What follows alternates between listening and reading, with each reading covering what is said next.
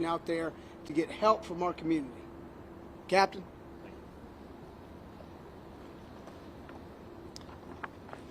Hey, good afternoon, everyone. I'm coming to you this afternoon to ask for the community's help in a very pressing matter. This morning at a little after 7 a.m., Eastway Division officers received a call for a disturbance, a check the welfare call. When they arrived, the resident of the home showed them doorbell video that the resident, upon waking up, found. The video was recorded at about 3 a.m. We did release that video to you on social media earlier, and that video is disturbing. There's no other word to say for that. It's disturbing. It is a violent attack that happened in that community. For the protection of victims, we don't normally release videos like this. It's a pretty unusual thing. However, it is an urgent matter for us to identify who these people are, especially for the victim's safety. And so the only portion of this video that is identifiable, unfortunately, is the attack portion of that video. So that's why you got that part of that video. So what you see in that video is you see a person run up to a door, appears to be seeking help. The suspect in this case then grabs that person and violently throws them to the ground. They can then be seen beating that person up and then dragging that person away. So we're investigating an assault and a kidnapping today. We do believe that the suspect vehicle is a small silver hatchback, possibly a Honda Fit. And we're looking for that vehicle, and we're looking for those subjects. And so it is absolutely imperative that the community sees this video and takes a good look at it. Now, this happened in the 3700 block of Driftwood Drive, and that's the area around Central and Rosehaven, Central Avenue and Rosehaven, going over to where near Albemarle Road and Sharon Amity intersect. And so especially for the people in that Winterfield neighborhood over there, we'd really like them to take a look at this video and see if anyone can identify the people in this video. Obviously, we're deeply concerned for the safety of this victim, and we believe that the victim has sustained injuries that would require medical attention. So for many reasons, it's of the utmost urgency that we identify the people in this video. If anyone has any information about the identity of either of these people or knows the whereabouts of these people, we would ask you to call 911 immediately. Crime Stoppers is available if someone wants to remain anonymous at 704-334-1600. But again, because of the urgent nature of this, we would like people to call 911 because it's imperative that we find these people immediately. And I'll take any questions.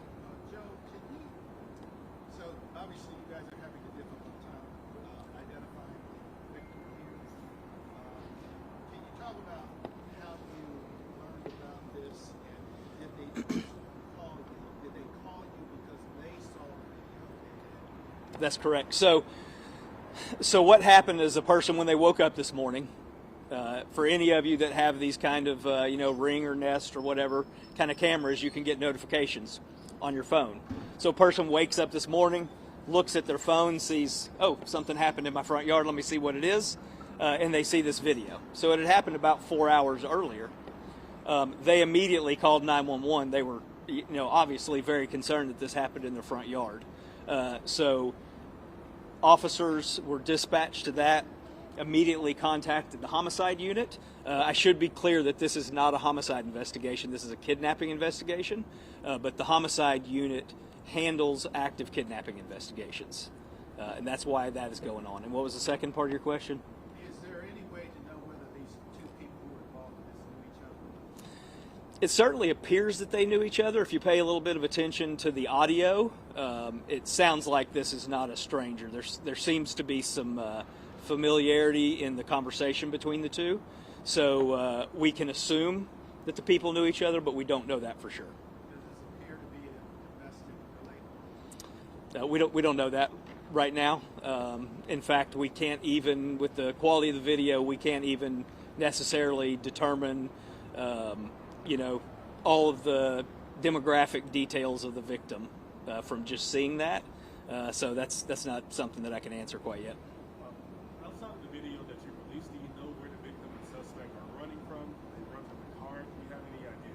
No, we don't know. The video picks up when the victim runs up to the door and appears to be seeking help, makes it to the door. You can see on that video the person makes it to the door and kind of barely contacts the door.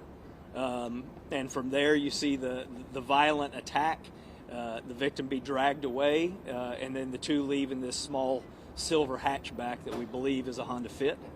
And so no, that's why we're coming to you guys today. We don't know who they are, we don't know where they came from, and we don't know where they went.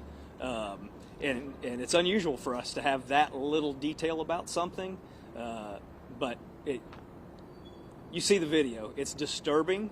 And it's just of the utmost importance that we find who this is. Have you been able to pick up the Honda or the car on any other neighbors' cameras or any other cameras? Yeah, at this time, this is the only video that we have. Of course, we have all kinds of other videos from other businesses that we try to look at, from street cameras, DOT cameras, all of that. As of right now, this is the best information that we have. Is there any kind of piece of evidence that's too small to report? No, absolutely. In fact, it should be said that obviously we went out to this place and did a thorough investigation at this place. Our crime scene investigations were out there and collected what could be collected. I'm not prepared at this time to say what was collected because I don't want to jeopardize the investigation, but suffice it to say that we are tracking down every lead and every piece of evidence and information that we have. It may be hard to know, but do you believe that the victim is still alive? At this point, it would just be a guess. I don't know. I don't know whether they're alive. And you talked about that person still being out there. How critical, that's obviously why you're doing this, but to get this person who did this, they're still out there. Yeah, it's very critical. If any of you think of a family member or someone you love being in that kind of situation, to be brutally attacked and dragged away and kidnapped, any of us would be, would have a dire concern about that person and their safety. The suspect, you can see, has very little concern for this victim, no concern for this victim.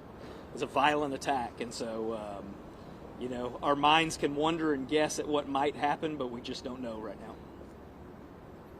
Any other questions for the captain? How to spell your name, sir? Last name is McNelly, McNelly. And your first name? First name is Joel, Joel. Captain. Correct. Thank you.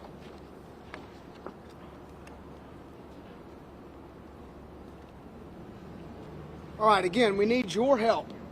You've got two avenues you can use to provide information that just might save a life.